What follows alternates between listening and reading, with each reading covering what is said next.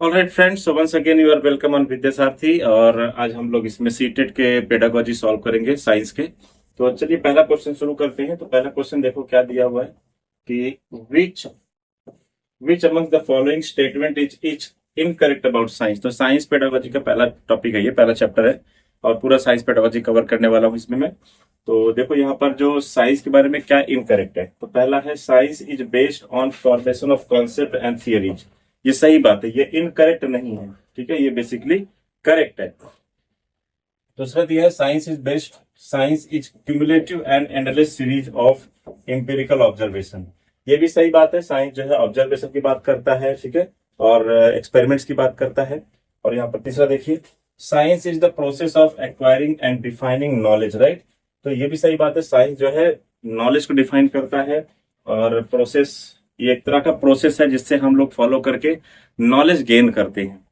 और चौथा यहाँ पर जो है, science is bringing all phenomena in happening around, ठीक है। तो ये क्या, ये सही बात है। देखो, science is bringing all phenomena in happening around, ये सही नहीं है। साइंस हर चीजों को एक्सप्लेन नहीं कर पाता, जैसे कॉन्शियसनेस है या फिर जो है सुपरस्टिशियस चीजें हैं, ठीक है, उसको एक्सप्लेन नहीं कर पाता। और ऐसे भी बहुत सारी चीजें क्वांटम लेवल पर, बहुत सारी चीजें जो साइंस अभी तक एक्सप्लेन नहीं कर पाता है।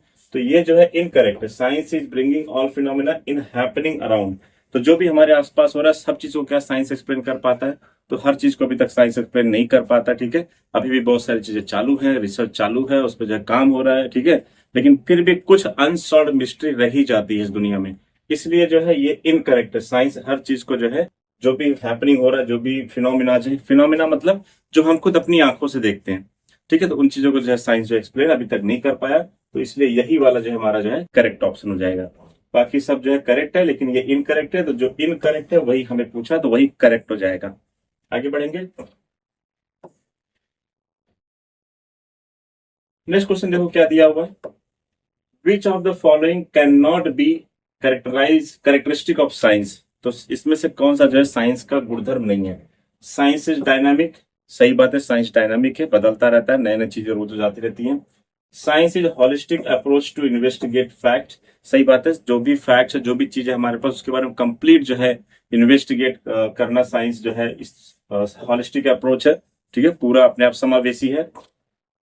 Science believe in mass opinion.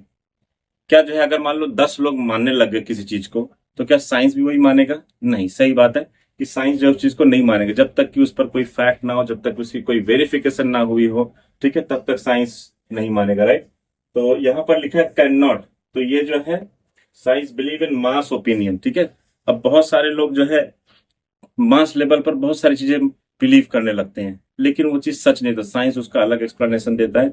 इसलिए ये वाला कैरेक्टर हो जाएगा। साइंस अवॉइड्स बायसेस, ठीक है, तो ये भी सही बात है। साइंस जो है बायस नहीं है, साइंस जो है आपको जो है फैक्ट रख के रखेगा आपके सामने, भले आपको बुरा लगे, किसी खास कम्युनिटी को अच्छा लगे या बुरा लगे। जैसे अगर मैं बताऊं तो बाइबल में जो है लिखा हुआ था कि जो सन है, सन अर्थ के चारों तरफ घूमता है, ठीक है, लेकिन ये बात सही नहीं थी। साइंस जब आया, साइंस जब डेवलप हुआ, साइंस जब इवॉल्व हुआ, जब रिसर्च हुआ, तो पता चला कि sun revolve around the earth, sorry, earth revolve around the sun, sun नहीं रिवॉल्व करता।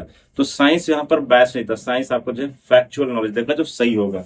तो ये जो है साइंस जो है बैसनेस को अवॉइड करता है, ये भी सही है। तो ये वाला जो है साइंस का कैरेक्टरिस्टिक नहीं हो सकता कि 10 लोग मिलकर किसी चीज को मान रहे हैं तो साइंस बोलेगा हाँ भाई 10 लोग मान रहे हैं तो यही, ठीक है। साइंस डेमोक्रेसी वगैरह सब नहीं फॉलो करता, साइंस सिर्फ और सिर्फ फैक्ट पे बात करता है, राइट।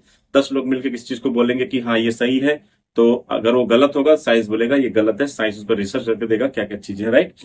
तो ये हमारा जो है सही ऑप्शन हो जाता है। अब देखो यहाँ पे नेक्स्ट क्वेश्चन है। नेक्स्ट क्वेश्चन में क्या दिया हुआ है। A person will be having a scientific temperament if he has which of the following characteristic।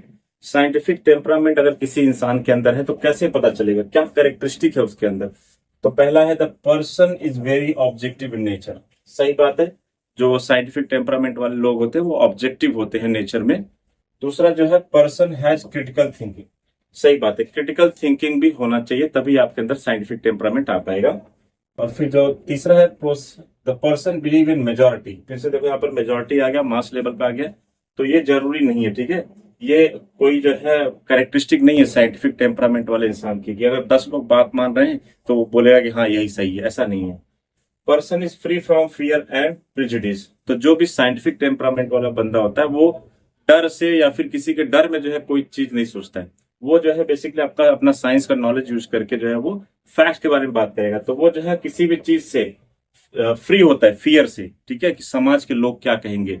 ठीक है, जैसा मैंने अभी एग्जांपल दिया कि पहले लोग बिलीव करते थे कि सन जो है अर्थ के चारों तरफ घूमता है, लेकिन जिसने ये बताया कि ये गलत है, सन जो है नहीं घूमता बल्कि अर्थ घूमता है, तो वो जो है डर से मुक्त था, इसलिए वो ये बात कह पाया। हालांकि उसको जेल भी हो गई थी, सजा भी मिली उसको, लेकिन फिर भी वो कहता रहा कि earth revolve around the sun, not the sun revolve around the earth. तो इसलिए जो है वो डर से मुक्त होगा और जो है प्री एजुडिस नहीं होगा, मतलब पहले से कुछ अज्यूम करके नहीं बैठेगा। वो पहले खोजबीन करेगा, देखेगा क्या क्या चीजें हैं, उसको जनरलाइज करेगा, लॉ बनाएगा, थियरी बनाएगा, एक्सप्लेन करेगा, साइंस का आइडिया, साइंस का कॉन्सेप्ट लेगा, तब उसको एक्सप्लेन करेगा। तो इसमें जो है आपका जो करेक्ट ऑप्शन हो जाएगा, the person is very objective, ये सही है। ए, पर्सन हैज क्रिटिकल थिंकिंग, ये भी होना चाहिए साइंटिफिक टेम्परामेंट के लिए। And person believe in majority, ये नहीं होना चाहिए। पर्सन इज फ्री, तो ए, बी और डी, तो ये चौथा ऑप्शन जो आपका करेक्ट हो जाएगा, ए, बी और डी आपका जो है सही ऑप्शन हो जाता है। नेक्स्ट क्वेश्चन बढ़ते हैं। देखो नेक्स्ट क्वेश्चन क्या है, which of the following is not related to development of science.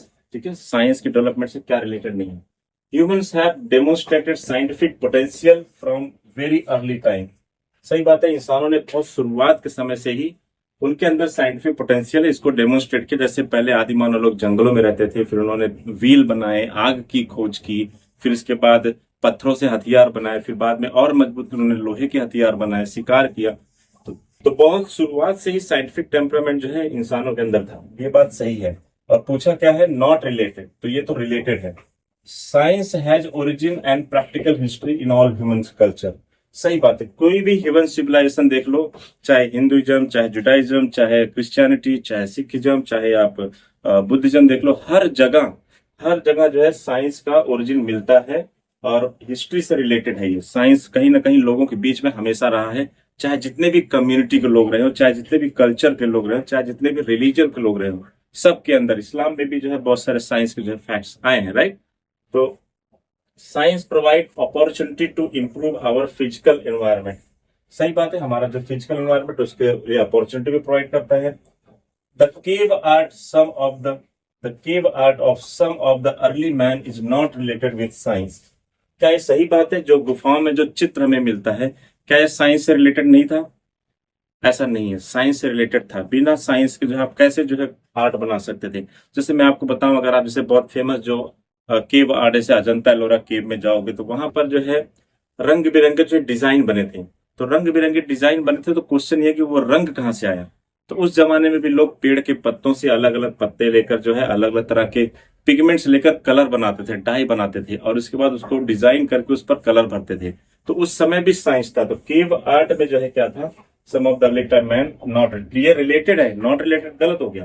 तो ये क्या है, not related to the development of, ठीक है। तो ये बेसिकली क्या हो गया हमारा, ये रिलेटेड है, ठीक है। तो ये हमारा करेक्ट ऑप्शन हो जाएगा।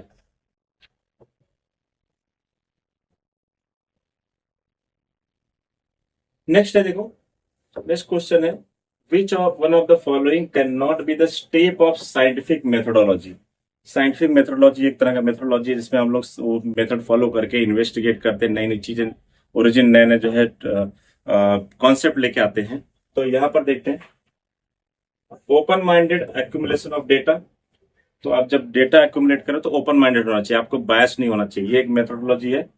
Development of hypothesis to explain data, सही बात है। Testing the hypothesis by carrying out experiment, making an opportunity randomly. देखो कितना इजी क्वेश्चन है। ये तीनों जो है साइंस मेथोडोलॉजी है, फर्स्ट, सेकंड और थर्ड। लेकिन अगर आप ये देखोगे, यहाँ पे लिखा है मेकिंग एन अपॉर्चुनिटी रैंडमली। क्या आप रैंडमली ऐसे ही हवा में जो है कोई भी ओपिनियन बना दोगे कि ये इसलिए हो रहा है? आपको इसलिए आपके पास कुछ डेटा होना चाहिए, कुछ फैक्ट्स होना चाहिए, कुछ जो है आपका हाइपोथेसिस होना चाहिए, कुछ थियरी होना चाहिए एक्सप्लेन करने के लिए, सब साइंटिफिक मेथोडोलॉजी है। लेकिन रैंडमली ओपिनियन बना लेना, ये जो कोई मेथड नहीं हो सकता, राइट। इसका कोई साइंटिफिक फैक्ट, जैसे अभी न्यूज में बहुत चल रहा है कि कोई लोग, कोई बाबा है आके कहते हैं कि गाय का गोबर में से गेहूं निकाल कर खाने से बच्चा होता है। ये रैंडम फैक्ट है, ये रैंडमली ओपिनियन बना लिया, इसका कोई साइंटिफिक प्रूफ नहीं है। ठीक है, तो इसलिए जो है ये सब जो है बकवास की बातें हो जाती है। तो ये जो है साइंटिफिक साइंटिफिक मेथोडोलॉजी बिल्कुल ही नहीं है। ऐसा आज तक कभी किसी ने किया ही ना, हमारे पास कोई डेटा है किसी ने गाय के गोबर में से गेहूं निकाले खाया हो तो उसको फिर उसको जो है बच्चा होगा, ऐसा कुछ नहीं होता है, राइट। तो ये रैंडम ओपिनियन जो बनाते हैं ये साइंटिफिक मेथोडोलॉजी नहीं है, इसलिए यही हमारा जो है करेक्ट ऑप्शन हो जाएगा। बढ़ेंगे नेक्स्ट क्वेश्चन की तरफ। Science education can not help to, तो साइंस एजुकेशन लिखा है कैन नॉट हेल्प टू, तो क्या है ये? Get rid of the country of blind belief and superstitions, तो सही बात है, अंधविश्वास और किसी भी कंट्री को जो है, जो किसी भी देश में या फिर किसी भी प्रांत में अगर जो अंधविश्वास होता है, क्या उससे साइंस जो है हमें निजात नहीं दिला सकता है? दिला सकता है। Solve the problem of insanitation and malnutrition, सही बात है, with the help of science, science की मदद से तो ग्रीन का हरित क्रांति हुई देश में, जिसकी वजह से जितने पहले लोग जो भूखे रहते थे, उपवास करते थे, खाना नहीं था खाने को, हरित क्रांति की वजह से आज सबके पास खाना है। ठीक है, और यहाँ तक कि जब कोरोना आया था तब हमारे प्रधानमंत्री ने भी ये कहा था कि अगर वर्ल्ड ट्रेड ऑर्गेनाइजेशन परमिशन दे तो 1 महीने तक का खाना हिंदुस्तान पूरी दुनिया को खिला सकता है। ये सब कैसे हुआ? Because of science. साइंस कैसे? हरित क्रांति में साइंस का ही रोल था, किस तरह के बीज, किस तरह की मिट्टी, किस तरह के न्यूट्रिशन होने चाहिए जमीन के अंदर ताकि ज्यादा से ज्यादा पैदावार हो। ठीक है, तो ये तो सही है। Prove and control super natural power, तो science education can not help, क्या? Prove and control super natural power, क्या साइंस एजुकेशन से हम सुपर नेचुरल पावर्स को प्रूव कर सकते हैं? आज तक कोई नहीं प्रूव कर पाया कि गॉड एग्जिस्ट करते हैं, तो बस एक बिलीफ है, लोग मानते हैं मोरल सपोर्ट के लिए या फिर जो उनका अपना जो है भरोसा होता है, लेकिन हम प्रूफ नहीं कर पाए हैं। दूसरा, कंट्रोल भी नहीं कर पाए हैं। अगर प्रूफ किया होता तो कंट्रोल करने की बात आती, लेकिन कंट्रोल भी नहीं कर सकते। तो ये जो है सही है, ये बूस्ट टू कंट्रीज इकोनॉमिक, सही बात है, साइंस की हेल्प से हम कंट्री इकोनॉमी को बहुत ज्यादा बूस्ट कर सकते हैं। आप अमेरिका देख लो, टेक्नोलॉजिकल कंट्री है, कितना ज्यादा उसका इकोनॉमी है। चाइना देख लो, कितना जो है पावरफुल इकोनॉमी बन गया with the help of science. Without science it is not possible. तो इसलिए science education can not help to prove and control super natural power. ठीक है, कंट्रोल नहीं कर सकते। अभी तक तो हमें एलियन भी नहीं मिले कि उनको कंट्रोल कर सके। सुपर नेचुरल पावर्स क्या है प्रूफ वगैरह कुछ नहीं हमारे पास, राइट। चलिए नेक्स्ट देखते हैं। Which one among the following is the correct sequence of scientific process? तो साइंटिफिक प्रोसेस का करेक्ट सीक्वेंस क्या यहाँ पर पूछा है। तो पहला है observing the fact, making hypothesis, collecting data, drawing inference. ठीक है, मेकिंग हाइपोथेसिस, देखो कोई भी अगर साइंटिफिक प्रोसेस अगर आप फॉलो कर रहे हो तो सबसे पहले तो ऑब्जर्वेशन ही आएगा कि फैक्ट अगर आप उसको ढूंढेंगे क्या है, बेसिकली जो हो रहा है उसका ऑब्जर्वेशन होगा, तो इसके बाद जो है डाटा कलेक्शन हाइपोथेसिस आएगा। तो ये तो बिल्कुल नहीं होगा, मेकिंग हाइपोथेसिस पहले नहीं आएगा। ऑब्जर्विंग द फैक्ट सही बात है, making hypothesis, drawing inference, collecting data last पे कैसे हो सकता है? डेटा कलेक्शन तो पहले आएगा, ठीक है, तभी तो आप जो है कोई भी कंक्लूजन ड्रॉ कर पाओगे, तो ये भी नहीं होगा। Collecting data, observing the fact, देखो पहले आप कोई चीज ऑब्जर्व करोगे, आप कोई प्रॉब्लम सोसाइटी में मान लो देखते हो, तो पहले देखोगे फिर इसके बाद डेटा कलेक्ट करोगे ना। पहले जो है आपका कलेक्टिंग डेटा नहीं आएगा, आपको पहले पता होना चाहिए कि डेटा किस चीज का कलेक्ट करना है। जैसे अभी जाति जनगणना की सरकार बात कर रही है, तो क्यों बात कर रही है? सरकार ने ऑब्जर्व किया होगा कि बहुत सारे जगह पर बहुत सारी जातियों को जो बेनिफिट सरकार की तरफ से मिलनी चाहिए मिल नहीं पा रहा है, तो ये फैक्ट उन्होंने ऑब्जर्व किया होगा। जिसको रिजर्वेशन मिलना चाहिए क्या मिल रहा है, या फिर कोई और तो नहीं ले रहा है इसका फायदा। तो सरकार ने ये सब समाज में पहले ऑब्जर्व किया होगा, फिर इसके बाद जो है फॉर्म भरा जाएगा, जाति जनगणना होगी, उसमें डेटा कलेक्ट किया जाएगा। तो सबसे पहले कलेक्टिंग डेटा नहीं आएगा, कलेक्टिंग डेटा तो बाद में आएगा, पहले आपको प्रॉब्लम तो पता होना चाहिए, प्रॉब्लम आप आइडेंटिफाई करोगे। तो इसलिए जो है ये भी नहीं होगा। तो देखो ये वाला ऑप्शन सही है, ऑब्जर्विंग द फैक्ट, आपने ऑब्जर्व किया कुछ, तो हाँ समाज में प्रॉब्लम है या फिर ये चीज का है प्रॉब्लम। फिर इसके बाद आप हाइपोथेसिस बनाओगे, फिर इसके बाद कलेक्टिंग डेटा कलेक्ट करोगे, और फिर इसके बाद ड्रॉइंग इन्फ्रेंस। फिर इसके बाद उस डेटा के बेसिस पर अगर आपका डेटा सही होता है, एकदम करेक्ट डेटा आपने लिया है, तो उसके बेसिस पर आप जो है लॉ बनाओगे या फिर कंक्लूजन निकालोगे कि ये प्रॉब्लम है, इसका क्या क्या सोल्यूशन हो सकता है। तो इसलिए फर्स्ट वाला ऑप्शन जो आपका सही हो जाएगा, राइट। फिर नेक्स्ट क्वेश्चन देखिए,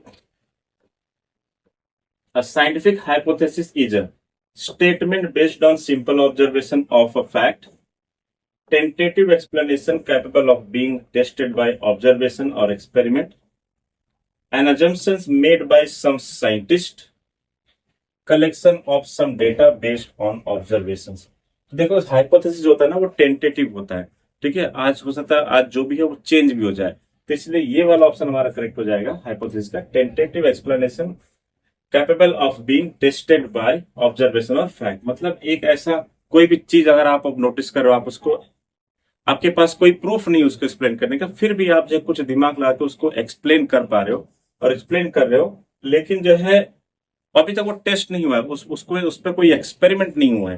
तो एक्सपेरिमेंट नहीं हुआ, लेकिन हाँ आप ये बोल रहे हैं कि इस पर जो है टेस्टिंग की जा सकती है, इस पर जो है और भी रिसर्च किया जा सकता है, एक्सपेरिमेंट करके इसको प्रूफ किया जा सकता है, राइट। तो ये जो है जैसे ब्लैक सब लोग ब्लैक होल, तो ब्लैक होल का कोई प्रूफ नहीं था हमारे पास, लेकिन आइंस्टाइन ने उसका हाइपोथेसिस बनाया था, उसका जो है टेस्टिंग किया था, उसको जो है बेसिकली उसका जो है एक थियरी उन्होंने तैयार किया था, ठीक है। तो ऐसी ऐसी घटना जिसको हम हमारे पास जिसके जिसके लिए हमारे पास कोई प्रूफ नहीं है, लेकिन हम ये बोल रहे हैं कि इसको प्रूफ किया जा सकता है। ऐसे बहुत सारे साइंस में से कई बार चीजें हुई है जिसको जो है बाद में प्रूफ किया गया है। तो ये हमारा जो हो जाएगा हाइपोथेसिस करेक्ट ऑप्शन होगा, right. Next question, scientific temperament enhances observation skill, experimental skill, critical thinking, all of the above। तो साइंटिफिक टेम्परामेंट में सारे आ जाएंगे। ऑब्जर्वेशन आप मतलब किसी चीज को किस नजरिए से देखते हो, आपका एक स्किल होता है किसी भी प्रॉब्लम को या फिर किसी भी फैक्ट को ऑब्जर्व करने का। एक्सपेरिमेंटल स्किल भी आपके अंदर होना चाहिए, तभी तो साइंटिफिक टेम्परामेंट आएगा। एंड क्रिटिकल थिंकिंग भी होना चाहिए। तो ये तीनों होने चाहिए, इसलिए चौथा वाला करेक्ट हो जाएगा, all of the above.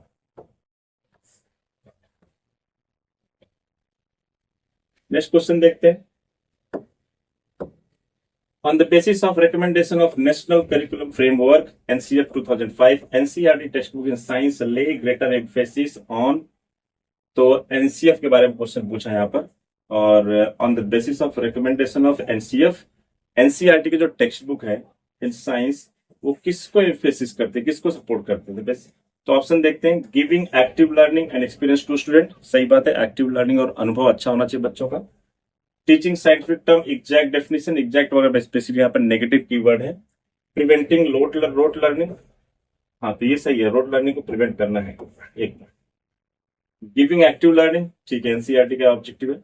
Teaching scientific term, exact definition. Preventing rote learning, हाँ रोट लर्निंग नहीं होना चाहिए, तो ये भी सही होना चाहिए। Upholding sharp boundaries between different domains of science curriculum, identify the pair that represent the combination of correct statement. तो देखो यहाँ पर ए वाला सही है, ये और ये सही है, ठीक है। तो ए और सी हमारा जो है करेक्ट ऑप्शन हो जाता है, बाकी जो है रॉन्ग आंसर है। Next question, in the chapter of food, तो फूड जो है क्लास 6 का जो साइंस में पहला ही चैप्टर है। The student are asked discuss about people who don't get sufficient food to eat and how to avoid wastage of food, which type of validity do you see in this type of content. तो science में validity जो है कई type का, जैसे ethical validity हो गया, cognitive validity हो गया। तो फूड जो है यहाँ पर है, और जो है स्टूडेंट्स को पूछा गया आप डिस्कस करो कि जो लोग खाना नहीं खा पा रहे हैं, ठीक है, तो how to avoid wastage of food, तो फूड का जो वेस्टेज हम लोग कैसे अवॉइड कर सकते हैं, ठीक है। तो बेसिकली ये एथिक्स है, ये हमारे वैल्यूज हैं कि हमें, बहुत सारे लोग बिना खाए सो रहे हैं और बहुत सारे लोग वेस्ट कर रहे हैं, तो बेसिकली ये एथिकल वैलिडिटी में आएगा। तो इसलिए हमारा ये जो है करेक्ट ऑप्शन हो जाएगा एथिकल वैलिडिटी, राइट। और इसका जो थियरी पार्ट में वीडियो जल्दी लेके आऊंगा, तो आप वहां पे भी वीडियो जरूर देखना। अगर आप चैनल पर नए हैं तो सब्सक्राइब कर लेना, सो दैट आपको ये पूरा जो है चैप्टर क्लियर हो जाए। तो एथिकल वैलिडिटी इसका करेक्ट आंसर है।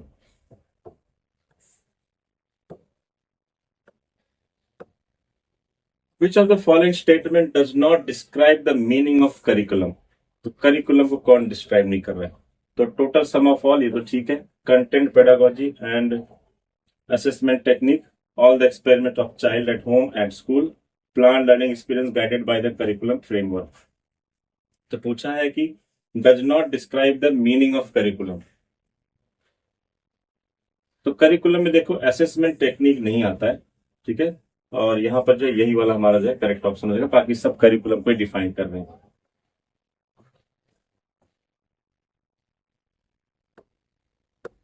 NCF 2005 states good science education is true to science. What does it mean?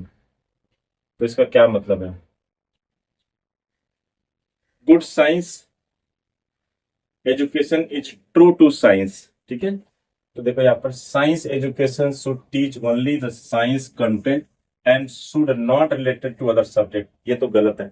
Science जो है आप इस तरह से पढ़ाओ कि वो बाकी चीजों से भी रिलेट, बाकी सब्जेक्ट से भी, जैसे मैथ्स हो गया, आपका एसएसटी हो गया, या फिर कुछ और सब्जेक्ट है उससे भी रिलेट करके पढ़ाओ, ताकि बच्चा ज्यादा से ज्यादा साइंस का ब्रॉड पर्सपेक्टिव उसका बन सके। साइंस सिर्फ एक सब्जेक्ट बनकर नहीं रहना जाना चाहिए। ये पता होना चाहिए कि साइंस जो है हर जगह इन्वॉल्व है, और उसको किस तरह से हम जो है उसको आइडेंटिफाई कर सकते, ये बच्चे को पता होना चाहिए। तो यहाँ पर ये तो मीनिंग नहीं हो गया, गलत हो गया।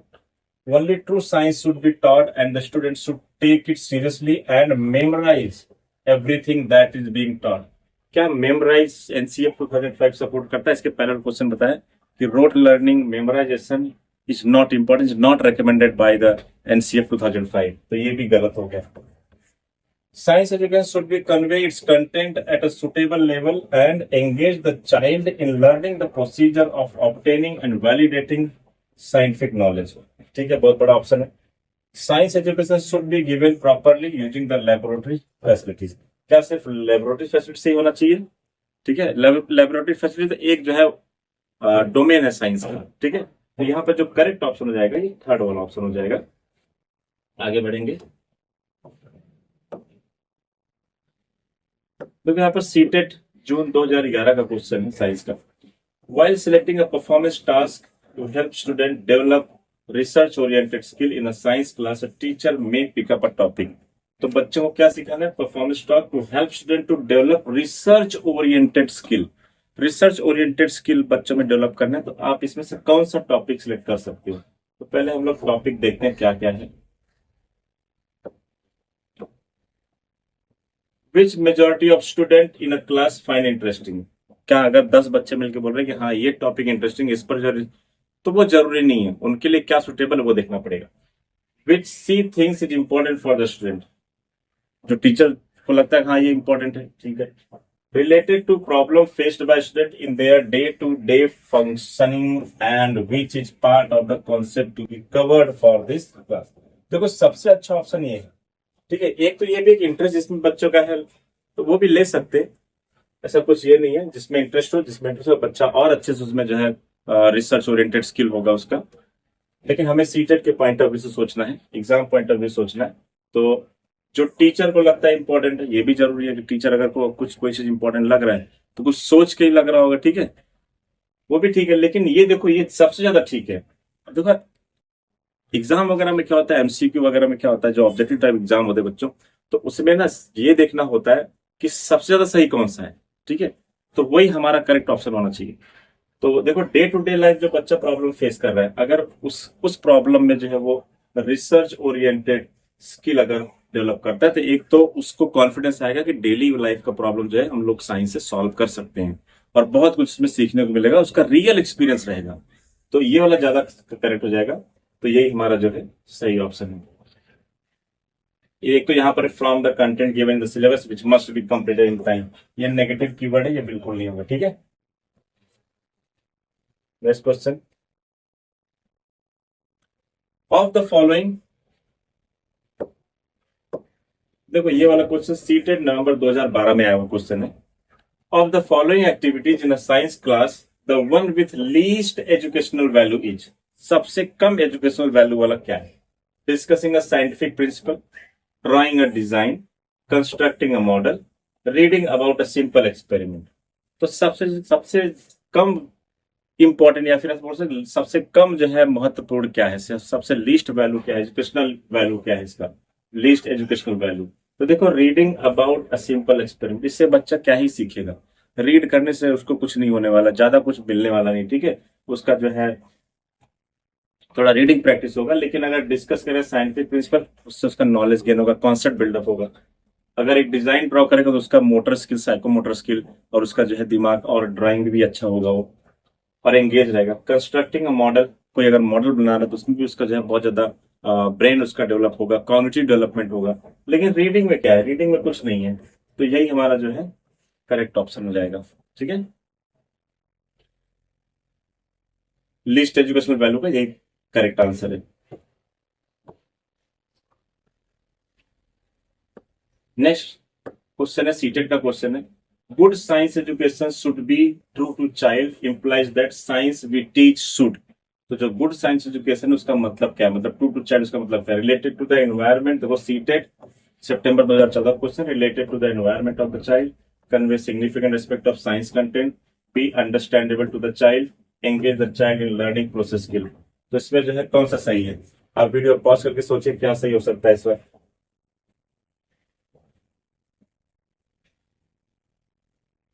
ट्रू टू द चाइल्ड पूछा है। ट्रू टू चाइल्ड मतलब बच्चे के साथ न्याय करना चाहिए टॉपिक। अब जैसे मान लो कोई भी साइंस का टॉपिक है, अब कुछ भी हम बच्चों को नहीं पढ़ा सकते, देखना पड़ेगा कि बच्चे का लेवल कैसा है। ठीक है, 5वीं क्लास का बच्चा, 6ठी क्लास का, 7वीं क्लास का बच्चा, और आप उसको 11th 12th का फिजिक्स पढ़ा रहे या फिर केमिस्ट्री पढ़ा रहे, उसको क्या ही समझेगा? तो वो भी साइंस ही है। 11th 12th का फिजिक्स केमिस्ट्री जो भी आप साइंस पढ़ाते हो वो भी साइंस है। लेकिन क्या ये बच्चे के साथ न्याय कर रहा है इतना हायर लेवल का पढ़ाना, या फिर क्वांटम फिजिक्स आप उसको पढ़ा रहे हो? ठीक है, तो ये ट्रू टू चाइल्ड मतलब be understandable to the child, जो बच्चे को समझ में आए तभी तो बच्चे के लिए वो सही होगा। ठीक है, आप उसको जो है बहुत उसके उसके लेवल से बहुत ज्यादा टॉपिक नहीं दे सकते। तो good science education should be true to the child, इसका मतलब है कि बच्चे के लिए, बच्चे के बौद्धिक क्षमता के अनुसार जो है सिलेबस डिजाइन होना चाहिए। राइट,